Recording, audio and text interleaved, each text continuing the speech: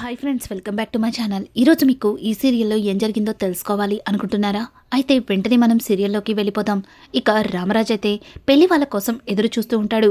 ఇక ఇంతలో పెళ్లి వాళ్ళు రానే వస్తారు. వాళ్ళని చూసిన ప్రేమ అదిగో పెళ్లి వాళ్ళు వస్తున్నారు అని చెప్పడంతో అందరూ కూడా చాలా అంటే చాలా ఆశగా వస్తున్న ఎర్ర కారు వైపు చూస్తారు. ఇక కారు ఆగడంతో అందరూ నుంచి దిగిన వాళ్ళు నమస్కారం రామరాజు గారు అంటూ రామరాజుకి చేతులెత్తి దండం పెడతారు.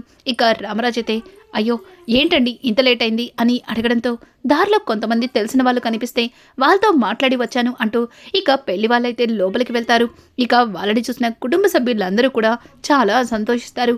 ఇక వేదవతి అయితే ఏయ్ వాళ్ళకి కావలసినవన్నీ ఏర్పాటు చేశారు కదా అని చెప్పి ఇక వేదవతి అయితే తెగ కంగారు పడిపోతూ ఉంటే నర్మదా అత్తయ్య గారు జరుగుతుంది పెళ్లి చూపులు మాత్రమే, పెళ్లి కాదు, దీనికే మీరు ఇంత కంగారు పడుతుంటే రేపు పెళ్లికి మరింత టెన్షన్ పడతారు అంటూ ఇక నర్మద అయితే వేదవతిని సరదాగా ఆట పట్టిస్తుంది. ఇక వేదవతి ఏయ్ మీకు నా కంగారు తమాషాగా ఉంది కదా అని చెప్పి వేదవతి అయితే ఇక నర్మదని కోప్పడుతూ అక్కడి నుంచి పెళ్లి వాళ్ళ దగ్గరకైతే వెళ్తుంది. ఇక పెళ్లి వాళ్ళు వేదవతికి నమస్కారం పెడతారు. ఇంకా పంతులు గారు అయ్యా ముహూర్తం టైం అయింది, అమ్మాయిని తీసుకురండి అని చెప్పడంతో ఇక ప్రేమ అలాగే నర్మద లోపలికి వెళ్ళి ఇక అమూల్యనైతే తీసుకుని బయటకైతే వస్తారు. అమూల్యని చూసిన పెళ్లి కొడుకు ఒక్కసారిగా లేచి నుంచోబోతుంటే ఇక పెళ్లి కొడుకు తండ్రి అతన్ని కూర్చోబెట్టి రేయ్ ఏంట్రా ఈ కక్కుర్తి అంటూ కూర్చోబెట్టి ఇక పెళ్లి కూతురునైతే చూస్తారు. అలాగే రామరాజు అయితే అమ్మాయి చదువుకుంది, కాకపోతే మీకు జరిగిందంతా చెప్పాను కదా అని చెప్పి రామరాజు మాట్లాడుతూ ఉంటే ఇక పెళ్లి కొడుకు తండ్రి రామరాజు గారు జరిగిందంతా చెప్పారు, మీరులా చెప్పడం వల్లే ఈరోజు దారిలో మీ అమ్మాయి గురించి తప్పుగా చెప్పిన వాళ్ళకి కరెక్ట్గా సమాధానం చెప్పొచ్చాను అని చెప్పి ఇక పెళ్లి కొడుకు తండ్రి అయితే జరిగిందంతా కూడా రామరాజుకి చెప్తారు. ఇక వల్లి వల్ల అమ్మ నాన్న భాగ్యం అలాగే ఆనందరావు ఇద్దరు కూడా దారిలో వాళ్ళ కారుకి అడ్డుపడి ఇంకా అమూల్య గురించి అలాగే విశ్వ గురించి తప్పుగా మాట్లాడతారు.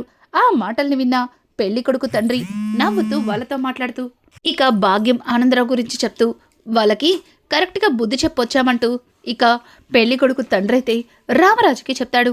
ఇక ఇక్కడ చూస్తే భాగ్యం అలాగే ఇక ఆనందరావు ఇద్దరు కూడా దెబ్బలతో ఒక చెట్టు మూలన కూర్చుని భాగ్యం వాళ్ళేంటి పెళ్లి కూతురు గురించి తప్పుగా మాట్లాడితే పెళ్ళొద్దని వెనక్కి వెళ్ళిపోతారనుకుంటే వాళ్ళు మనల్ని సిద్ధ కొట్టేశారు అని చెప్పి ఇక ఆనందరావు మాట్లాడుతుంటే దానికి భాగ్యం అదేనయ్యా నాకు కూడా అర్థం కావట్లేదు, అయినా పెళ్లి కూతురు గురించి తప్పుగా చెప్తే ఎవరన్నా పెళ్ళొద్దని వెళ్ళిపోతారు కానీ వీళ్ళేంటి రివర్స్లో మనల్ని కొట్టి పెళ్లి చూపులకి వెళ్ళారు, నాకు సానా అంటే సానా ఆశ్చర్యంగా ఉంది అని చెప్పి ఇక భాగ్యం అయితే ఆనందరావుతో మాట్లాడుతుంటే ఇంతలో అక్కడికి విశ్వక్కొచ్చి ఏయ్ పెళ్లి చూపులు ఆపమంటే ఏంటి ఇద్దరు ఇక్కడ రొమాన్స్ చేసుకుంటున్నారు అని చెప్పి ఇక విశ్వక్ మాట్లాడుతుంటే ఏండాయనా మా ఇద్దరిని సోతుంటే రొమాన్స్ చేసుకున్నట్టుగా అనిపిస్తుందా, అసలు నువ్వు మనసువేనా, దెబ్బలతో సచ్చేటట్టు పడి ఉంటే మమ్మల్ని రొమాన్స్ అంటూ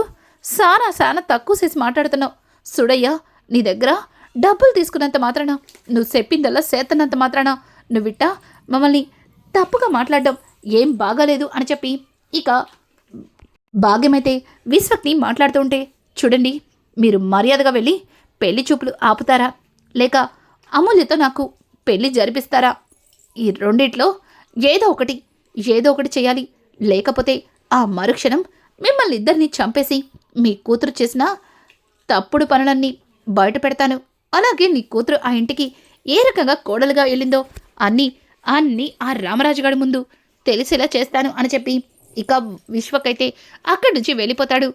ఇక పక్కన ఉన్న ఆనందరావు అయితే ఇక భాగ్యం అదేంటే పులుసుపైన ఇడ్లీని సాంబార్లు వేసుకొని తింటానన్నట్టు ఇడు ఇట్టా మాట్లాడుతున్నాడు, వీడు చెప్పిన 2 ఆప్షన్లు. ఇక ఆనందరావు అయితే భాగ్యంతో మాట్లాడుతుంటే భాగ్యం సుడయ్యా ఇప్పుడు వెళ్ళి పెళ్లి సూపులు ఆపకపోతే అక్కడ అమ్మడు ఇరుక్కుంటుంది అని చెప్పి ఇక భాగ్యం పైకి లేస్తుంటే వాళ్ళీ పక్కకొచ్చి ఇక భాగ్యానికి ఫోన్ చేస్తుంది. ఒక్కసారిగా భాగ్యం అమ్మడు ఫోన్ చేస్తుంది అని చెప్పి హలో అనడంతో ఇక భాగ్య ఫోన్ లిఫ్ట్ చేయడం ఆలస్యం. వల్లి అయితే టకటక తిడుతూనే ఉంటుంది. ఒక్కసారిగా భాగ్యం అమ్మడు ఏమైందే, ఎందుకు తిడుతున్నావే అని అంటుంటే, మీరు నాతో ఏం చెప్పారు? పెళ్లి సూపులు ఆపేస్తా అన్నారు కదా, కానీ పెళ్లి వాళ్ళు ఎలా వచ్చారు చెప్పండి అని చెప్పి ఇక వల్లి అయితే భాగ్యాన్ని అడుగుతుంటే, అమ్ముడు చెప్తానే, కుతంతా మాకు కూడా మాట్లాడడానికి అవకాశం ఇవ్వే అని చెప్పి ఇక భాగ్యమైతే వల్లితో జరిగిందంతా చెప్తుంది. ఒక్కసారిగా వల్లి, అయ్యయ్యో మీరు దెబ్బలు తిన్నారా అని ఇక వల్లి అయితే జాలి పడుతున్నట్టే పడి, మీ ఇద్దరూ దెబ్బలు తినడం కాదు, చచ్చిపోండి, పీడ వదిలిపోద్ది అని చెప్పి ఇక వల్లి కోపంగా కాల్ కట్ చేస్తుంది. ఇక పక్కన ఉన్న ఆనందరావు, భాగ్యం దెబ్బలు తగిలాయంటే పాపం ఆ అమ్మడు చాలా బాధపడుతుంది కదా, ఇప్పుడు ఉన్న పలంగా మన కోసం బయలుదేరి ఉంటుంది అని అంటుంటే, బయలుదేరడమా పాడా, ఇద్దరిని చచ్చిపోమని చెప్పి ఫోన్ పెట్టేసింది అని చెప్పి ఇక భాగ్యమైతే ఆనందరావుతో మాట్లాడుతుంది. ఇది ఇలా ఉండగా ఇక్కడ చూస్తే ప్రేమ అలాగే నర్మద ఇద్దరు కూడా అమూల్యని తీసుకొచ్చి ఇక పెళ్లి వాళ్ళ ముందు కూర్చోపెడతారు. ఇక పెళ్లి కొడుకైతే అమూల్యని చాలా సిగ్గుపడుతూ చూస్తుంటాడు. ఇది ఇలా ఉండగా ఇక ప్రేమ అయితే తను పెళ్లి కూతురుగా అలాగే ధీరజ్ తనకి పెళ్లి చూపులకి తన ఇంటికి వచ్చినట్టుగా ఊహించుకుంటుంది. ఇంకా ధీరజ్ కుటుంబంతో అమ్మాయి ఎప్పుడు వచ్చిద్దాని ఎదురు చూస్తూ ఉండగా ఇక ప్రేమని కొంతమంది తీసుకొస్తుంటే ప్రేమ సిగ్గుపడుతూ వెళ్ళి ఇంకా భద్రావతి అలాగే సేనాపతి మధ్యలో కూర్చుని కాలు మీద కాలేసుకుంటుంది. ఒక్కసారిగా ప్రేమని చూసిన ధీరజ్, మరి ఈ పెళ్లి కూతురికి పొగరెక్కువలా ఉంది అని అంటుంటే ఇక ప్రేమ అయితే, అవును, నా దగ్గర ఎవరైనా సరే తల దించుకోవాల్సిందే. చూడు, నేను నిన్ను పెళ్లి చేసుకోవాలంటే కొన్ని కండిషన్స్ ఉన్నాయని చెప్పి ఇక ప్రేమ అయితే ధీరజ్తో చెప్తూ ఉంటే, ధీరజ్, ఏంటి నువ్వు, నేను పెళ్లి చేసుకోవడానికి వచ్చాను, నువ్వు నన్ను పెళ్లి చేసుకోవడం కాదు. ఇక ప్రేమ పెట్టిన కండిషన్స్కి ప్రేమ చేస్తున్న ఓవర్ యాక్షన్కి అందరూ కూడా అక్కడి నుంచి లేచి వెళ్ళిపోతుంటే ధీరజ్ మాత్రం ప్రేమ చుట్టూ తిరిగి, ప్లీజ్ ప్లీజ్ ప్లీజ్ పెళ్లికి ఒప్పుకో, అలా మాట్లాడొద్దు అంటూ ఇక ప్రేమని బ్రతిమలాడుతూ ఉంటారు. ఒక్కసారిగా ప్రేమ ధీరజ్ తన చుట్టూ తిరుగుతూ తనని బ్రతిమలాడడం చూసి పక్కపక్క నవ్వుతుంది. అలా ప్రేమ అందరి ముందు గట్టిగా నవ్వేస్తుంది.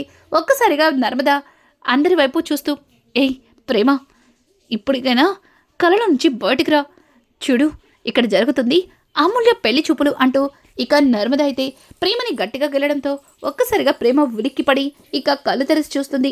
నర్మద అయితే, ఏంటి డ్రీమా, డ్రీమ్లో బాగా అంటే బాగా ధీరజ్ని భయపెడుతున్నట్టున్నావు అని అంటుంటే, అవునక్క, ఎలా తెలుసుకున్నావు అని చెప్పి ఇక ప్రేమ అడుగుతుంటే, నువ్వు నవ్వడమే నాకు అర్థమైందిలే. ఇక అలా ప్రేమ తర్వాత నర్మద తర్వాత అలాగే తిరుపతి కూడా కలగంటూ ఉంటాడు. ఇక తిరుపతిని చూసిన ధీరజ్ అలాగే సాగర్ ఇద్దరు కూడా తిరుపతిని ఆట పట్టిస్తారు. అలాగే ఇక రామరాజు పెద్ద కూతురు కంచి కామాక్షి కూడా అక్కడికి వచ్చి, ఏంటి నేను లేకుండానే పెళ్లి చూపులు జరిగిపోతున్నాయా, నేను ఉండాలి కదా అని అనుకుంటూ ఇక వచ్చి మధ్యలో కూర్చుంటుంది. అలా తను రావడంతోనే ధీరజ్ అలాగే సాగర్ ఇద్దరు కూడా, ఏంటక్క నువ్వు లేకుండా ఎలా జరుగుతుంది, నువ్వు ఉంటేనే కదా ఇక్కడ నాన్న ఇచ్చే కట్నంలో సగం వాటా నువ్వు ఇవ్వాలి కదా అని చెప్పి ఇక సాగర్ అలాగే ధీరజ్ ఇద్దరు కూడా సరదాగా ఆట పట్టిస్తారు. ఇక పెళ్ళికొడుకు వాళ్ళకైతే అమూల్య బాగా నచ్చిందంటూ త్వరలోనే ముహూర్తాలు పెట్టుకుందామనుకుంటూ అక్కడి నుంచి వెళ్ళిపోతారు. ఇక అమూల్య అయితే చాలా బాధపడుతూ తన గదిలోకి వెళ్తుంది. ఇక ఇక్కడ చూస్తే వల్లి అయితే ఎక్కడ విశ్వక్ తనని భయపెడతాడో బెదర కొడతాడో, అలాగే విశ్వక్ ఈ పెళ్లి చూపులు జరిగిందన్న విషయంలో తన మీద ఎట్లా కోప్పడతాడా అని చెప్పి వల్లి భయపడుతూ ఉండగానే ఇక విశ్వక్ అయితే వల్లికి కాల్ చేస్తాడు. ఒక్కసారిగా వల్లి విశ్వక్ ఫోన్ చూసి దూరంగా ఫోన్ అయితే విసిరు కొడుతుంది. ఇక వల్లి భయంతో మళ్ళీ ఫోన్ లిఫ్ట్ చేసి, ఏంటి అని అడగడంతో, ఏంటి నీకు చెప్పిందేంటి, నువ్వు చేసిందేంటి? ఇక విశ్వక్ అయితే, చూడు లాభం లేదు, ఇక అమూల్యని పెళ్లి చేసుకోవాల్సిందే అని అంటుంటే, రేయ్ బండ సచ్చినోడా, ఇప్పటికే నీ వల్ల అనుక్షణం టెన్షన్ పడుతున్నాను, రాత్రులు సరిగా నిద్ర కూడా పోవట్లేదు, పసిదానిరా, మరీ నన్ను ఇంతలా ఇబ్బంది పెట్టకూడదు. చూడు, ఉన్న పలంగా అమూల్య పెళ్ళంటే ఎట్లా అవుతుందిరా, అదేమన్నా చాక్లెట్టా బిస్కెట్టా, రమ్మనగానే దగ్గరికి రావడానికి అని చెప్పి ఇక అమూల్య విషయంలో వల్లి అయితే ఇక విశ్వక్ని చెడమడ తిడుతుంటే విశ్వక్ అయితే, చూడు అమూల్యని నేను పెళ్లి చేసుకోవాలి, అది కూడా ఈరోజే. ఈరోజు రాత్రికి గుడి దగ్గర పెళ్ళికి కావలసిన అన్ని ఏర్పాట్లు చేస్తున్నాను. నువ్వు మర్యాదగా అమూల్యని తీసుకుని అక్కడికి రా. లేకపోతే నువ్వు ఆ ఇంటికి ఎలా కోడలుగా వెళ్ళావో అలాగే నా దగ్గర నుంచి తీసుకున్న 10 లక్షలు మీ ఆయనకి ఎందుకు ఇవ్వవలసి వచ్చిందో ఇవన్నీ కూడా మీ మావయ్య, అదే మన మావయ్య రామరాజుతో చెప్తాను అని చెప్పి ఇక విశ్వకైతే కాల్ కట్ చేస్తాడు. ఇక్కడ చూస్తే అమూల్య అయితే చాలా బాధపడుతుంది. ఇక ప్రేమ, నర్మద ఇద్దరు కూడా అమూల్య దగ్గరికి వెళ్ళి, అమూల్య, పెళ్లి కొడుకు చాలా బాగున్నాడు, అతన్ని పెళ్లి చేసుకుంటే ఇక నీకు లైఫ్ సెట్ అయిపోతుంది. పైగా నీ చదువు పూర్తవలేదని అబ్బాయితో మాట్లాడాం మేము. తను నిన్ను పెళ్లి తర్వాత చదివించడానికి కూడా ఒప్పుకున్నాడు అని చెప్పి ఇక నర్మద, ప్రేమ ఇద్దరు కూడా అమూల్యతో మాట్లాడుతుంటే అమూల్య మాత్రం ఉలుకు పలుకు లేకుండా మౌనంగా ఏడుస్తుంటుంది. ఒక్కసారిగా ప్రేమ అమూల్య ముందుకు తిప్పి చూస్తే అమూల్య కళ్ళల్లో కన్నీళ్లు. నర్మద అయితే, అమూల్య ఏమైంది అని అంటుంటే ఇక అమూల్య, వదిన, నాకు ఈ పెళ్ళి ఇష్టం లేదు వదిన, నాకు పెళ్లి చేసుకోవాలని లేదు వదిన అని చెప్పి ఇక అమూల్య బాధపడుతుంటే నర్మద, చూడు అమూల్య, నువ్వెందుకు బాధపడుతున్నావో నాకు అర్థమైంది. కానీ నువ్విలా బాధపడ్డం ఏమాత్రం కూడా బాగాలేదు. చూడు, నువ్వు మా అన్నయ్యని ప్రేమించడం వల్లే ఇలా బాధపడుతున్నావని అర్థం చేసుకోగలను. కానీ మా అన్నయ్య నీకు ఏ విధంగానూ సరిపోడు అమూల్య అని చెప్పి ఇక ప్రేమ, నర్మద అమూల్యకి నచ్చ చెప్తూ ఉంటే, అమూల్య చూడండి, విశ్వక్ మంచివాడు కాకపోవచ్చు, తను నన్ను బాగా చూసుకోకపోవచ్చు, కానీ నేను తనని ప్రాణానికి ప్రాణంగా ప్రేమించాను. అలాగే విశ్వక్ కూడా నన్ను ప్రాణానికి ప్రాణంగా ప్రేమించాడు. తనని వదిలి నేనుండలేను, తనతోనే నా జీవితం అనుకున్నాను అని చెప్పి ఇక అమూల్య అయితే నర్మద ప్రేమలతో బాధపడుతూ చెప్తుంది. ఒక్కసారిగా ఇక నర్మద ఏం చేయాలో అర్థం కాక ప్రేమని తీసుకుని బయటకైతే వెళ్తుంది. ఇక ప్రేమ అయితే, అక్క ఏంటక్క అమూల్య ఇలా మాట్లాడుతుంది అని అడగడంతో ఇక నర్మద, ప్రేమ ప్రేమించింది, అందుకే మర్చిపోలేకపోతుంది అని చెప్పి ఇక నర్మద అయితే ప్రేమతో చెబుతూ ఉంటుంది. ఇక ఇంతలో అక్కడికైతే ఇక తిరుపతి ఏడుస్తూ వస్తాడు. ఒక్కసారిగా తిరుపతిని చూసిన ప్రేమ, బాబాయ్ ఏమైంది, ఎందుకు ఏడుస్తున్నావు అని అంటుంటే, ప్రేమమ్మా, ప్రేమ వల్ల నాకు ఇట్లాంటి గతి పట్టింది. నేను ఒకరిని గాఢంగా ప్రేమించాను, కానీ వాళ్ళు నన్ను ఇంతలా మోసం చేస్తారని అస్సలు అనుకోలేదు అని అంటుంటే ఇక నర్మద, ఏంటి బాబాయ్ మీరు ప్రేమించారా, మరి ప్రేమించినప్పుడు ఇలా ఏడవడం దీనికి సంతోషించాలి కానీ అని అంటుంటే ఇక నవ్వుకుంటూ ధీరజ్, సాగర్ అలాగే చందు ముగ్గురు కూడా వస్తారు. వాళ్ళని చూసిన నర్మద, ప్రేమ షాక్ అయిపోతారు. ఇక తిరుపతి అయితే, రేయ్ మీరు ముగ్గురు నా మీద పొగపట్టారని నాకు తెలుసు, మీ వల్లే ఇలా జరిగింది అని చెప్పి ఇక తిరుపతి బాధపడుతూ ఉంటే ఒక్కసారిగా సాగర్ని నర్మద అయితే, సాగర్ ఏమైంది, ఎందుకు అంతలా నవ్వుతున్నారు అని అంటుంటే, అమ్మో నా వల్ల కాదు, నేను చెప్పలేను అంటూ ఒక్కొక్కరు కింద పడి మరి దొర్లి నవ్వుతుంటారు. ఇక ప్రేమ అయితే, రేయ్ అదేదో మాకు కూడా చెప్పండ్రా, మేం కూడా నవ్వుతాం అని చెప్పి ఇక ధీరజ్ని అడుగుతూ ఉంటే ధీరజ్ కూడా ఏం చెప్పలేక పగలపడి నవ్వుతుంటాడు. ఇక ఇంతలో రామరాజు అయితే ఎక్కడికి వస్తాడు. వాళ్ళ ముగ్గురు అలా కింద మీద పడి దొర్లుతూ నవ్వుతుండడం చూసి రామరాజు, రేయ్ ఏంటిక్కడ, ఏం జరిగింది అని అంటుంటే, బావా చూడు బావా, నీ కొడుకులు ముగ్గురికి నా ప్రేమ జోక్ అయిపోయింది అని చెప్పి ఇక తిరుపతి అయితే రామరాజుతో చెప్తుంటే, ఏంట్రా నీ ప్రేమ వాళ్ళకి జోక్ అవడం ఏంటి, అసలు ఏం జరిగింది అని అంటుంటే ఇక రామరాజుకి తిరుపతి అయితే తన ప్రేమ స్టోరీని చెప్తాడు. నేనొక స్వప్న సుందర్ని ప్రేమించానని చెప్పాను కదా, తనకు కూడా నేనంటే చాలా ఇష్టమని చెప్పింది. తనని చూడాలని చెప్పి ఇదిగో నీ ముగ్గురు కొడుకులు నన్ను బలవంతం చేశారు. నేను కూడా స్వప్న సుందరిని చూడాలని అడగడంతో తను ఈరోజు 3ంటికి నాకు తన దర్శనానికి నాకు పర్మిషన్ ఇచ్చింది. కానీ తను ఆ అమ్మాయి కాదు బావా, గే బావా అని చెప్పి ఇక తిరుపతి అయితే ఏడుస్తూ రామరాజుకి చెప్పడంతో ఒక్కసారిగా రామరాజు కూడా చాలా గట్టిగా నవ్వుతాడు. ఇక రామరాజు అలా నవ్వడంతో ప్రేమ అలాగే ధీరజ్, ఇక సాగర్, చందు నర్మద అందరూ కూడా పగలబడి నవ్వుతారు. ఇక ఇంతలో వేదవతి అక్కడికొచ్చి, ఏంటి అందరూ ఒకేసారి కట్టకట్టుకుని నవ్వుతున్నారు, ఏమైంది అని అడగడంతో, భుజమ్మ నీ తమ్ముడికి ఎలాగో అమ్మాయి సెట్ కదని చెప్పి ఏకంగా నీ తమ్ముడు ఒక గేని ప్రేమించాడు అని చెప్పి ఇక రామరాజు అయితే నవ్వుకుంటూ వేదవతితో చెప్తాడు. వేదవతి అయితే రామరాజు అంతలో నవ్వడం చూసి చాలా ఆనందపడుతుంది. ఇక నర్మద కూడా రామరాజు మొహంలో అంత సంతోషాన్ని చూసి ఇక ప్రేమతో, ప్రేమ మావయ్య గారిని చూసావా, ఈరోజు అమూల్యకి పెళ్లి కుదిరిందని తెలిసిన తర్వాత మావయ్య గారు చాలా అంటే చాలా సంతోషంగా కనిపిస్తున్నారు. మావయ్య గారు ఈ సంతోషంగా ఎప్పుడు ఇలాగే ఉండేలా చూడాలి. ఎట్టి పరిస్థితుల్లో అమూల్యకి మావయ్య గారు చూసిన అబ్బాయిని ఇచ్చి పెళ్లి జరిపించాలి. ఎలా అయినా సరే అమూల్యకి మనం నచ్చ చెప్పాలి అని చెప్పి ఇక నర్మద అయితే ప్రేమతో మాట్లాడుతుంది.